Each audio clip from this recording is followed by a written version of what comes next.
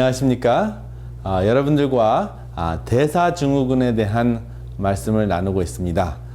대사증후군의 그 핵심 내용 중에 하나가 이 혈당인데요. 오늘은 혈당에 대해서 좀 더 자세하게 설명을 드리겠습니다. 당뇨병을 지금 앓고 계신 분들에게도 굉장히 중요한 강의가 되겠습니다. 혈당은 어떻게 여러분 보통 재십니까? 공복에 재시죠? 근데 그 혈당과 관련되어 있는 수치가 있는데요. 히모글로빈 A1C,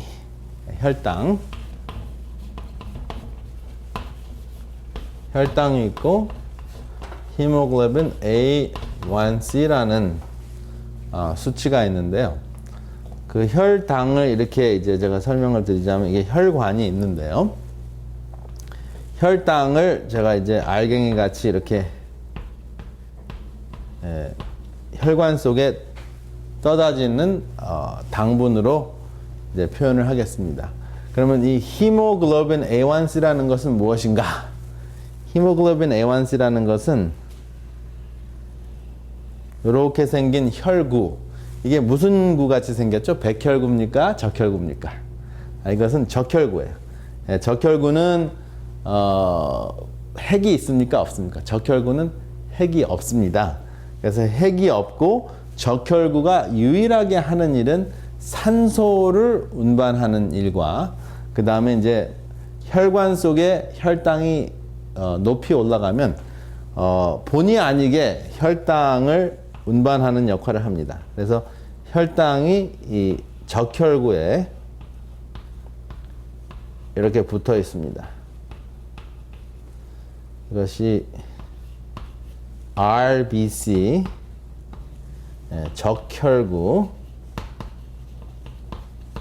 적혈구라고 할 수 있습니다. 그래서 이 RBC가 적혈구가 혈당을 얼만큼 많이 붙이고 다니는가 하는 것이 이 히모글로빈 A1C예요. 근데 이 적혈구의 수명이 120일입니다. 그러니까 적혈구의 수명이 120일이니까 굉장히 유용한 수치인데요. 이것이 보통 3개월에서 4개월인데 이제 4개월로 계산을 하면 되겠죠. 120일이니까. 근데 이 4개월 동안 적혈구가 이제 혈당을 그 표면에 지니고 다니는 그 수치를 잰 것이 바로 히모글로빈 A1C입니다. 그러니까 혈당을 지금 혈액을 쭉 빼서 여러분들 찌르는 그 바늘로 혈액을 빼서 검사를 하면 지금 적혈구 수치를 검사하는 것이 아니라 혈당, 지금 떠돌아다니는 혈당, 요것만 검사합니다. 그렇죠? 그래서 요것이 공복에 여러분들이 재시는 글루코스 스트립이라 그러죠? 요렇게 생긴 것을 이제 여기다가 피를 딱 집어넣으면 혈당 수치가 딱 나옵니다. 그래서 130, 200 이렇게 나오는데 그 수치가 바로 이 혈관 속에 들어있는 혈당을 잰 거고요. 그 다음에 이것은 스트립으로, 이것은 히모글로빈 A1C, HgA1C라는 것은 스트립으로 잴 수 있는 것이 아니라 혈액 검사를 통해서 정밀 검사를 해야 되는데 이것은 적혈구의 몇 %가 이렇게 그 당분을 표면에 지니고 다니는가 하는 그 수치입니다. 근데 적혈구가 4개월 동안 살기 때문에 120일을 살기 때문에 이 수치를 재면 여러분들의 혈당이 4개월 동안 약 120일 동안 짧으면 3개월 동안의 그 평균 수치가 나옵니다.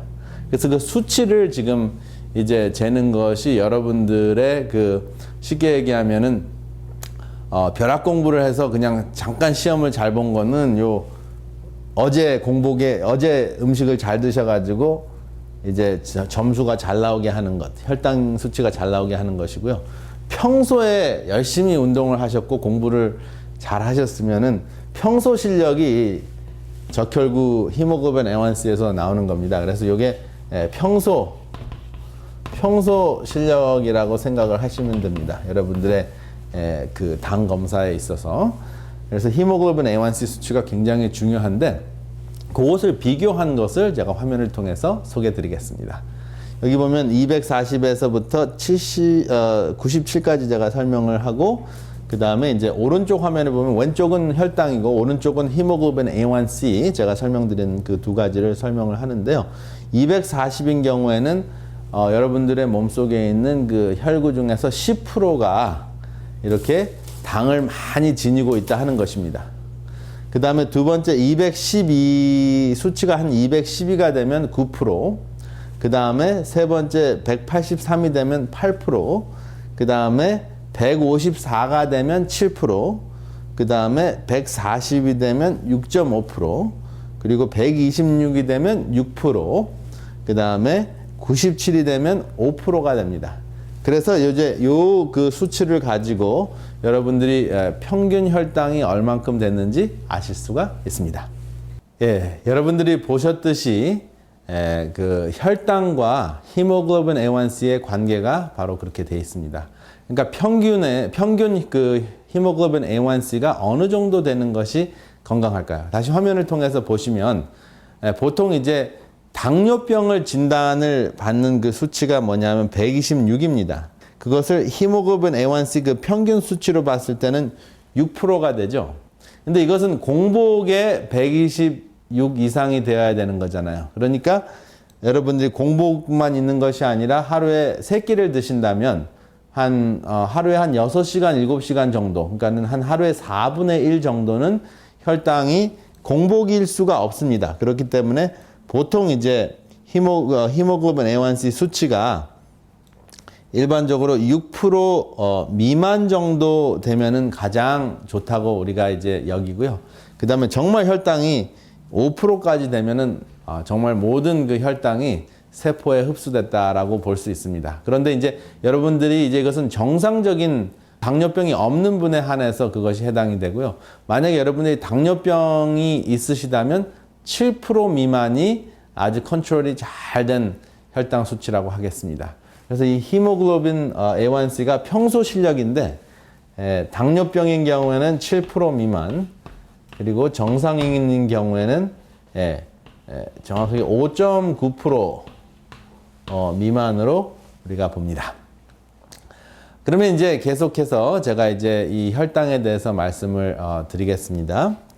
여기 보면 그 혈당과 관련돼서 글라이세믹 인덱스라는 것이 있는데 좀 복잡할 수도 있습니다. 이것은 무엇이냐면 50g의 이 음식을 먹었을 때 혈당이 얼만큼 올라가는가 하는 것입니다. 50g의 그 구체적으로 이야기하면 탄수화물을 섭취했을 때 얼만큼 올라가는가. 그래서 이제 이 베이글 같은 경우에는 이제 이 수치가 72가 됩니다. 이것은 72라는 것은 당분을 알약으로 먹었을 때가 100이라면 이 베이글은 그 실제적인 그 설탕 당분의 72% 정도 달다는 것입니다. 그런데 실제적으로 우리가 먹는 원 서빙은 이제 38% 정도 되는 거죠. 순수한 그 당분만 섭취했을 때 100이라면 이제 그 베이글 같은 경우에는 38% 정도, 순수한 당분의 38%가 된다는 것이고, 그 다음에 콘플레이크 같은 경우에는 사실 보면 베이글보다 더 높이 올라가죠. 72%가 실제적으로 여러분들이 이 똑같은 양의 그 콘플레이크 시리얼을 드셨을 때 거의 그냥 순수한 당분을 먹은 거나 마찬가지다 하는 것입니다. 그래서 보통 이 글라이세믹 인덱스가 있고 글라이세믹 로드가 있는데, 그냥 간단하게 글라이세믹 로드가 더 중요한 수치인데요. 이것은 여러분들이 실제적으로 그 음식으로 드시는 양을 가지고 이야기했을 때, 원 서빙을 가지고 이야기했을 때 보통 55 미만이 되면 그렇게 심각하지 않습니다. 그래서 생각보다 베이글 같은 경우에는 콘플레이크보다 훨씬 더 적은 글라이세믹 로드죠. 그러니까 당분 같은 양을 먹었을 때 콘플레이크라는 시리얼을 드시면 확 올라가지만 베이글을 드시면은 올라가긴 하지만은 비교적 적게 올라간다 하는 것입니다.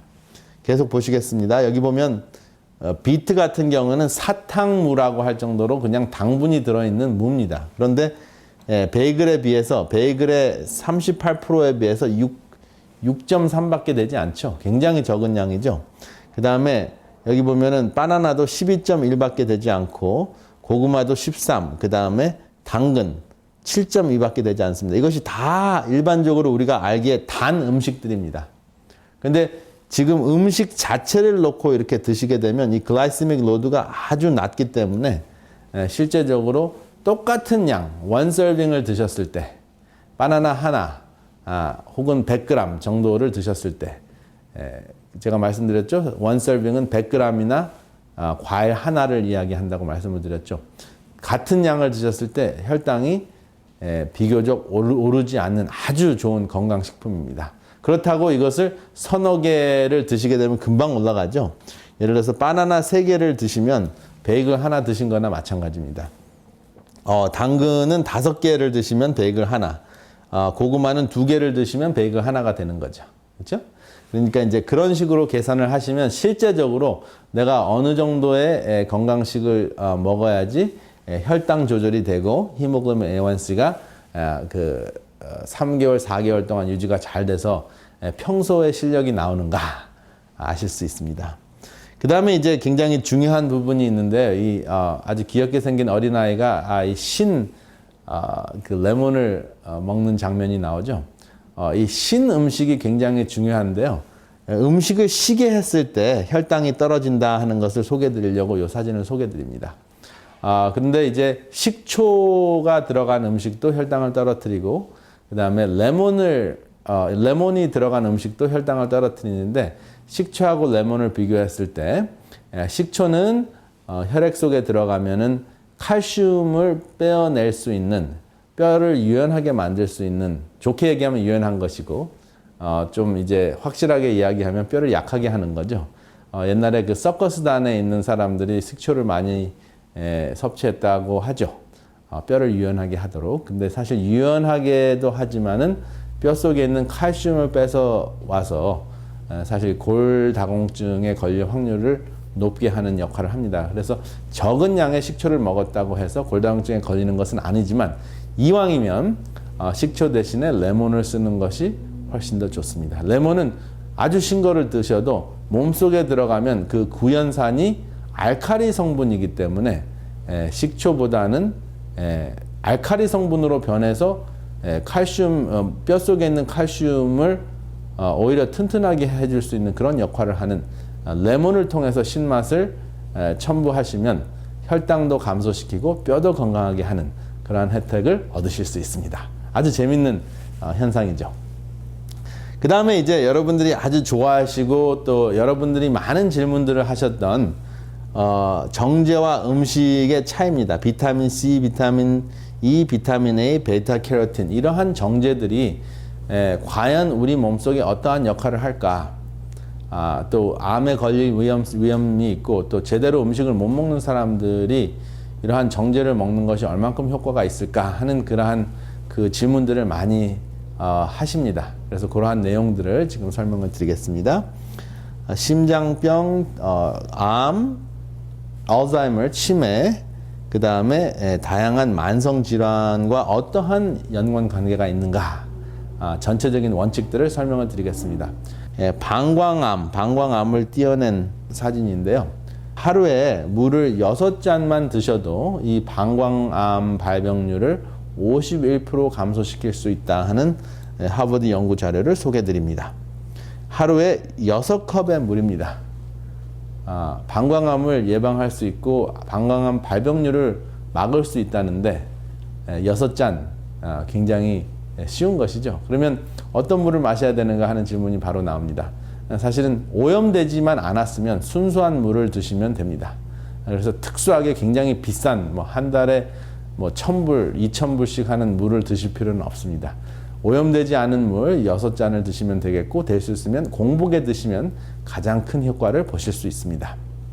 이것은 역시 New England Journal of Medicine 그리고 European Journal of Urology 여기에 나와 있는데 여기 보면 그 fluid intake and risk of bladder cancer 그래서 이제 수분을 마시는 것, 특별히 물을 마시는 것과 그 다음에 방광암 발병률에 대해서 한 연구가 있고요. 그 다음에 여기 보면은 water as a tumoricidal agent. tumoricidal. tumor라는 것은 종양이라는 뜻이고요. side라는 말은 죽인다, 죽음이라는 뜻입니다. 그래서 물 자체가 종양의 죽음을 일으킨다라고 기억을 하셔도 되겠습니다. tumoricidal agent. 그 다음에 이제 흔히들 이제 당근즙을 잘 드시는데 당근과 정제가 있는데요. 당근 4개 반 안에 들어있는 그 베이타 캐로틴 양이 25mg 정도 됩니다. 이 베이타 캐로틴이 왜 유명해졌냐 하면은 이 베이타 캐로틴은 매우 강력한 항암제입니다. 그래서 이 매우 강력한 항암제를 이제 당근으로 섭취하는 것이 좋은가 아니면 손쉽게 알약으로 섭취하는 것이 더 좋은가 하는 연구를 했는데요. 그 결과는 아주 신기하고 놀랍습니다. 베이타 캐로틴을 암에 잘 걸릴 수 있는 흡연자들, 어떤 암에 잘 걸릴까요? 폐암에 잘 걸릴 수 있겠죠. 폐암에 잘 걸릴 수 있는 그 흡연자들에게 섭취하게 했습니다.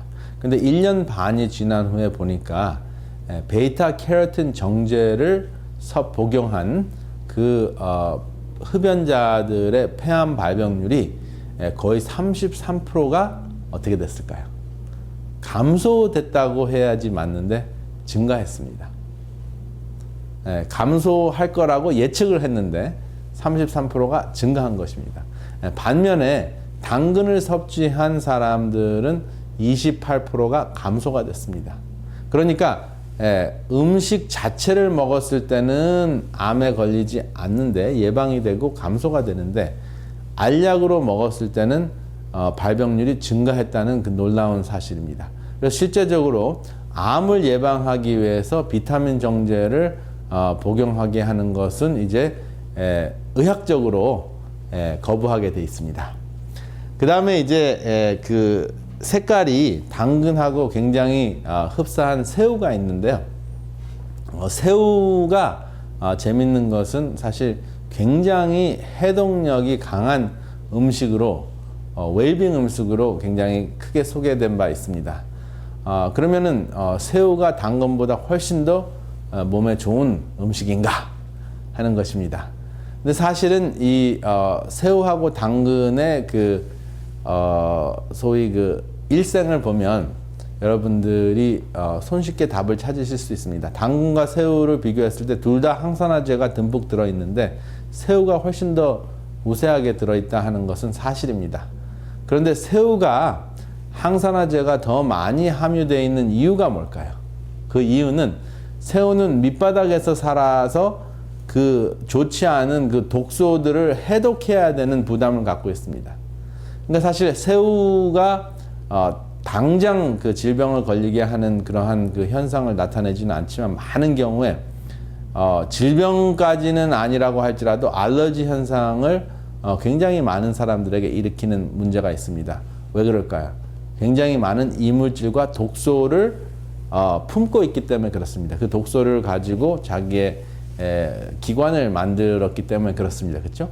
근데 그것을 해독하려고 이제 그 자체 해독제를 많이 만들다 보니까 이제 항산화제를 많이 만들다 보니까 새우도 당근과 같이 빨간 몸을 가지고 있죠. 그래서 사실 당근은 전혀 독소가 없는 상황에서 사람에게 이로운 항산화제만 가지고 있고 새우 같은 경우에는 알러지를 일으킬 수 있고 독소가 될 수 있는 것을 함유하고 있으면서 또 해독제를 가지고 있기 때문에 사실은 이제 온전하게 건강한 음식으로서는 저는 당근을 추천해 드립니다. 그 다음에 이제 비타민 C에 있어서 많은 분들이 비타민 C를 섭취를 하는데요. 바쁘고 시간이 없어서 나는 비타민을 2000mg, 5000mg씩 섭취를 하게 되면 내가 막 감기 기운이 있다가도 싹 낫는다 하는 그런 분들이 있습니다. 물론 단기적으로는 또 자주 드시지 않으면은 약 효과가 있긴 있습니다. 그러나 매일 매순간 그 비타민C 정제로 이제 의존하려고 하시는 분들이 꽤 많습니다. 그래서 제가 말씀드리는 것은 약 효과 차원보다는 그냥 음식같이 우리가 의존할 수 있는 그 정제가 우리가 의존할 수 있는 음식이 되는가, 건강식품이 되는가 하는 질문을 제가 드리고 있는 것입니다. 여기 보시면은 10mg이 있으면은 배혈병을 예방할 수 있습니다. 그 다음에 90mg은 하루에 필요한 사실 비타민 전부가 되고요. 100mg을 섭취하면은 웬만한 세포를 다 포화시키고, 그 다음에 500mg일 경우에는 소변이 비싸집니다. 왜냐하면 소변으로 빠져나오기 때문에. 그리고 1000mg이 되면은 이제 돌이 생길 가능성이 있고, 2000mg은 사실 세포에게도 독 같은 역할을 할 수가 있기 때문에 정말 그 비타민 C가 결핍이 됐거나 비타민을 제대로 음식을 못 드시는 분을 제외하고는 일반적인 생활 양식으로 비타민 정제를 섭취하시는 것은 오히려 그 후유증이 더 크다 하는 것을 소개해 드립니다. 그 다음에 그러한 이유가 왜냐하면은 이 항산화제가 산화작용을 할 수 있기 때문에 그렇습니다. 여기 몸속에는 항상 A 더하기 B는 C라는 그러한 그 공식을 따르는 항산화 효과가 있는데, 항산화제를 지나치게 많이 섭취해서 항산화 효과를 너무 많이 일으키게 되면 이게 역효과, 반대로 화살표가 반대로 가죠. 역효과가 생깁니다. 그래서 지나치면 문제가 생긴다 하는 그 중용의 원칙이, 절제의 원칙이 무너지기 때문에 여러분들께서 이것을 이제 항산화제를 드시더라도 음식을 통해서, 온전한 음식을 통해서 드시는 것이 가장 건강에 좋다 하는 것을 기억하시기 바랍니다. 그 다음에 이제 여기 사과 이야기를 잠깐 하겠는데요. 사과를 보면 사과 반쪽, 사과 100g이죠. 큰 사과의 반쪽 100g이 가지고 있는 비타민이 5.7mg 밖에 있지 않습니다. 그런데 그 항산화 효과는 정제를 섭취했을 때 1500mg의 항산화 효과가 있거든요. 그러니까 실제적으로 우리가 모르고 있는 다양한 그 항산화제가 굉장히 많이 들어있다는 것이 과학적인 사실로 드러났습니다. 우리가 정말 수십 가지, 수백 가지 항산화제를 발견을 하긴 했지만 우리가 모르고 있는 또 상승효과, 모르고 있는 다양한 항산화제들이 너무 많이 들어있기 때문에 비타민C만 놓고 봐서는 5.7mg 밖에 없지만 사과 한쪽만 드셔도 여러분들이 필요한 항산화제가 1500mg이 섭취되고 있다 하는 것을 기억하시기 바랍니다. 그러면 아침에 먹는 거는 금사과고 저녁에 먹는 사과는 독사과다 하는 이야기는 어디서 나온 것입니까? 아침에 드시는 사과는 금사과라 하는 것은 이 모든 혜택을 다 누리실 수 있기 때문에 그렇습니다. 저녁에 먹는 사과가 독사과라는 것은 그 사과가 독이 되는 것이 아니라 우리 몸이 잠자야 되는데 그 사과에 있는 그 섬유질 때문에 당분이 서서히 흡수되고 소화가 천천히 되기 때문에 소화하느라고 몸이 회복하는 것을 방해받을 수 있다 해서 소위 이제 독사과라는 표현을 하는데, 그것이 독이 되는 것보다는 우리의 회복이 안 되는 차원에서 손해가 크다라고 원칙을 생각하시면 되겠습니다. 그래서 좋은 음식도 저녁 때 드시면 해롭다 하는 것을 기억하시면 됩니다. 사과에 의한 항노화 효과를 비교를 해봤는데요. 이 ORAC value라는 것이 있는데, ORAC value라는 것을 제가 여기다 써드리겠습니다. Oxygen radical absorbing 혹은 absorbent capacity.